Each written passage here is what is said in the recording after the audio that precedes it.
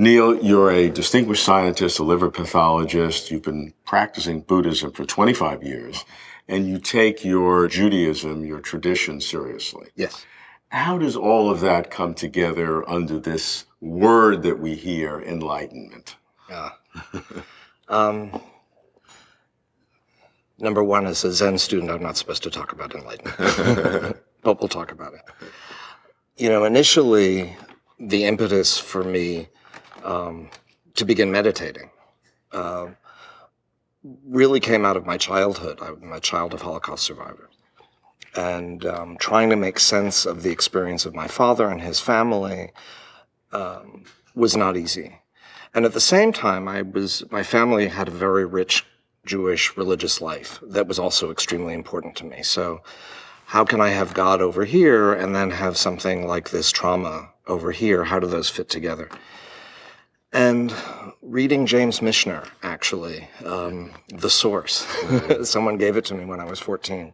And there's a chapter in there, it's a book about this town in Israel through the millennia, but there was a chapter about a Jewish mystic traveling through this town, describing through meditation, Kabbalistic meditation, an experience of God.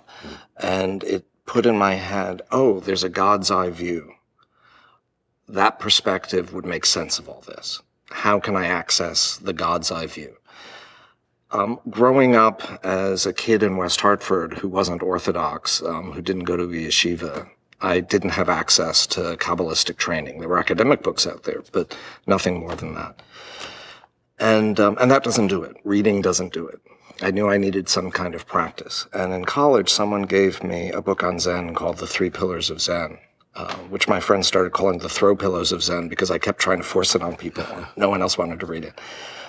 But it was an introduction to Zen practice. And I thought, oh, here's a way I can have that kind of experience. And it meshes okay with the Jewish stuff because they're not talking about God so much. But I have a practical technique to meditate. And that's what led me into Zen practice. So for me at that time, the idea of enlightenment was, oh, this kind of magical perspective from which I could make sense out of the stuff that was impossible to make sense of in the world.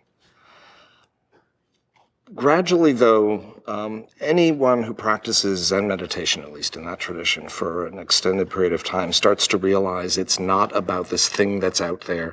It's not a thing at all, in fact. It's more of a dynamic process, a changing way in which one experiences the world. And there can be, people will describe very intense experiences that are described as enlightenment experiences or awakening experiences. But when I give a talk to an audience about some of my research that involves complexity theory, one of the things there that's important is that the level of scale at which you see something or experience something changes your awareness of what it is. And so I'll use a video of a flock of birds, and from a distance, a flock of birds actually looks like a solid shape. But you know it's not a shape. It's birds. When I put the video up, there's usually a moment where people are trying to figure out about 1.5 seconds of what is that thing in the sky. And then I'll mention birds, a flock, and the whole audience will go, oh, you know, there's that moment. Someone after a talk once, when I gave this talk in a Buddhist setting, asked me what I thought enlightenment was. And I said, what awakening is. And I said, that moment where you suddenly went from wondering what the thing was and understood that it was a flock of birds and that you could see it both ways. That was an awakening experience. That's what enlightenment is. Can you see the world this way, the everyday scale? You're sitting there and I'm sitting here. But it's just as reasonable to think of the world as a continuum of matter and energy down at the quantum level that's seamless. Can you experience it that way too? And then can you move back and forth between them? It's not one or the other. And to me, the idea of enlightenment is that moment where you can see it from both perspectives. It's like the kind of image where you have two faces looking at each other, sure. And you can either see it as two faces or a vase. That's the absolute and the relative. The absolute is the God's eye view. The world is a seamless unity. There's no distinctions. There's no self and other. the non-dual. But just as valid is you're sitting there and I'm sitting here, and you're listening to me and I'm talking to you. You're saying just as valid because Just as valid. some would say that the conscious experience, inner experience, is the only reality, and it sort of creates or spews forth the physical reality, which is derivative as opposed to fundamental. But my question then would be, can you ever have whatever you call the generative void, the energetic vacuum, the absolute God, whatever, is it ever not creating the relative? If it's not, then the two, yin and yang, the two are always dynamically interconnected. You can't separate them.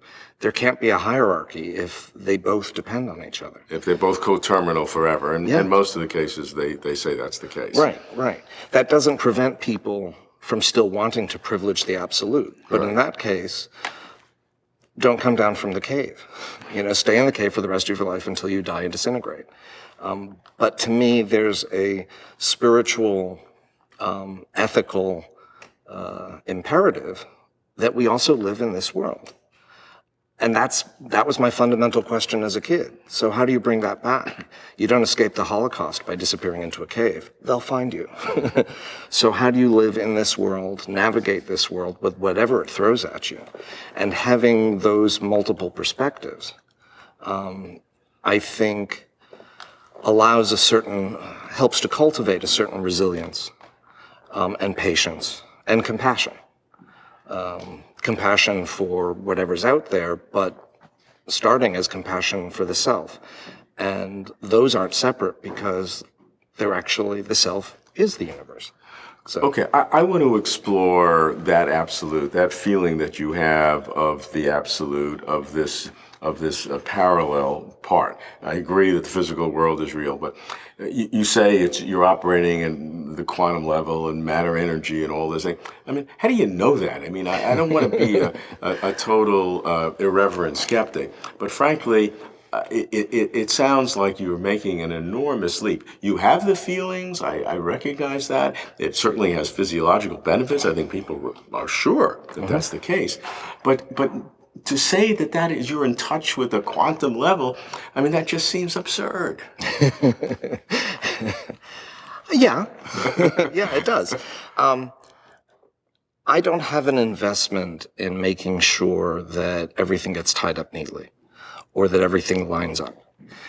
It is a working hypothesis of mine that an experience of the absolute or the divine or whatever word you want to use, depending on your cultural enmeshment, is you can have experiences of that through contemplative practice. But at the same time, there's this science stuff. And they seem to be drawing together. Maybe they'll meet, but maybe they won't.